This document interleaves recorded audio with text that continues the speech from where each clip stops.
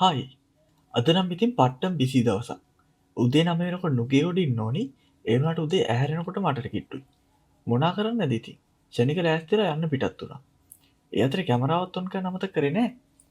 කොච්චර පරක් වෙලා කීයට ගියත් කඩුවල පාලමුඩ අඩුම විනාඩි 2-3ක්වත් ඉන්න වෙනවා ට්‍රැෆික් එකට සෙට්ටලා. A few minutes later. කොහොම හරි 9:05 වෙනකොට නුගේ උඩට ආවා. ආව හේතුව කියන්න බැරුණානේ. මේ ළඟදී මම PC Guide LK එකේ කම්පියුටර් හાર્ඩ්වෙයාර් බූට් කැම්ප් එකට ජොයින් වුණා. ඒක තියෙන්නේ සෙනසුරාදා. ඉතින් අද සෙනසුරාදානේ. කොහොම හරි ඉන්ටර්වල් එකක් ආවා. හැමදාම කෑම කන කඩේට බූට් එක තියලා අපි ගියා අලුත් දෙයක් හොයාගෙන. ඩොමිනෝස් එකට ගියා පැය භාගයක් යනකොට ඕඩර් එක ගන්න. මිදි චිත්තයි කියලා අපි ගියා වෙන තැනක් හොයාගෙන. අන්තිමට පාළුවට ගියපු කඩයක් දැකලා අපි ගියා ඒකට. හිතුවා හරි කෑමක් නිකන් ඇල් වතුර වගේ. මෙන්න මේ නිසා තමයි කියන්නේ නොදන්න යකාට වඩා දන්න යකා හොඳයි කියලා.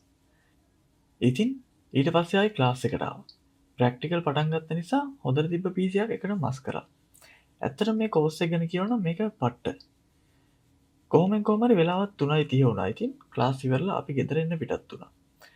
අද දවසේ ඔන්නම තමයි ඉතින් ගෙවුනේ. ඉතින් කිව්වාගේ වීඩියෝ 300ට පාක් හදන්නත් එපේ. මේ දෙවෙනි දවසේ. එහෙනම් අලුත් වීඩියෝ එක හම්බ වෙනකම් ඔයාලට ජය.